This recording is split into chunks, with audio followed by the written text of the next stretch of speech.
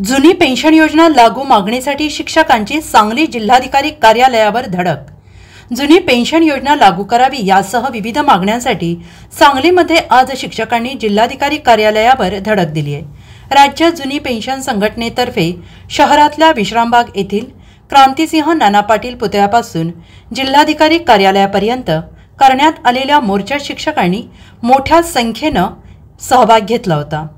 सरकारने तातडीने बंद केलेली जुनी पेन्शन योजना लागू करावी, तसेच शिक्षकांच्या इतर प्रलंबित असणाऱ्या मागण्या पूर्ण कराव्या या विविध मागण्यांसाठी शिक्षकांच्या वेगवेगळ्या संघटनांनी एकत्र येत जिल्हाधिकारी कार्यालयावर मोर्चा काढत जोरदार निदर्शने केली। त्यावेळी काँग्रेसचे जिल्हा अध्यक्ष पृथ्वीराज बाबा पाटील यांनी काँग्रेसच्या वतीने मोर्चाला आणि मागणीला पाठिंबा दिला। यावेळी शिक्षक मोठ्या संख्येने उपस्थित होते। खरं म्हणजे जुनी पेन्शन योजना ही 2003ला अटल बिहार वाजपेयी यांच्या नेतृत्वाखाली जे NDA सरकार आलं त्यांनी रद्द केलं। या ठिकाणी ज्यावेळेला राजस्थान आणि हिमाचल प्रदेशमध्ये आमची काँग्रेसची सत्ता असताना ही जुनी पेन्शन योजना लागू केली। 18 वर्ष हे सर्व शिक्षक, शिक्षकेतर कर्मचारी, सरकारी कर्मचारी, निमसरकारी कर्मचारी आपला लढा देत आहेत। सांगलीला 14 मार्च 2023 रोजी मोठ्या प्रमाणामध्ये असाच मोर्चा निघाला। त्या मोर्चाची दखल घेत विधानमंडळाने तत्कालीन शासनानं समिती नेमली, परंतु त्या समितीतून जी फसवी योजना दिलेली आहे ती GPS ती आम्हा कुणाला नको आहे। इथल्या सर्व कर्मचाऱ्यांचा त्याला विरोध आहे। जुनी पेन्शन योजना लागूच झाली पाहिजे, त्यात आता कोणताही बदल नको, यासाठी हा निर्धाराचा लढा आहे। मी काँग्रेसचा शहर जिल्हाध्यक्षा नात्यानं काँग्रेस पक्षाच्या वतीनं इथं पाठिंबा देण्याकरता आलेलो आहे।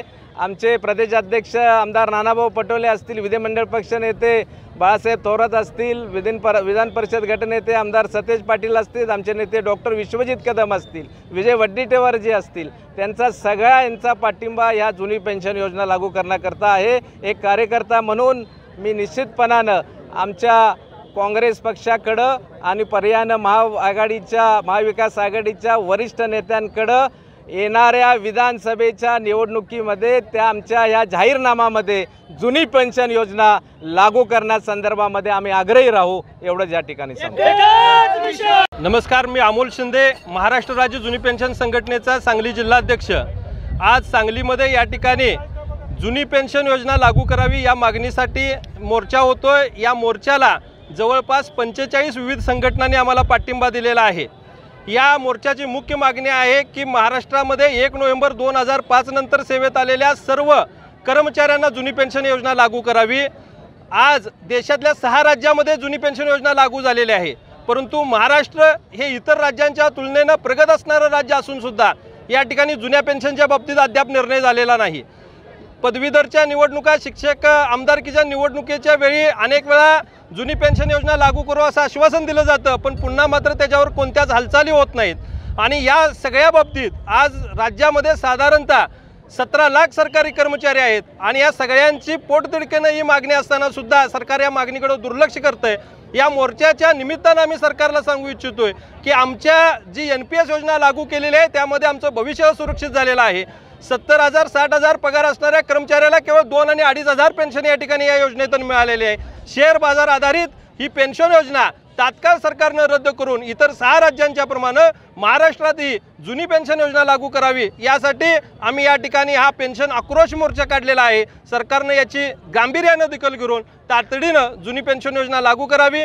या सर्वच आमच्या मोर्चासाठी वेगवेगळ्या संघटनांनी या ठिकाणी पाठबळ दिलेलं आहे, त्यांचंही या निमित्तानं मी आभार व्यक्त करतो। धन्यवाद। Bureau report SBN Marathi.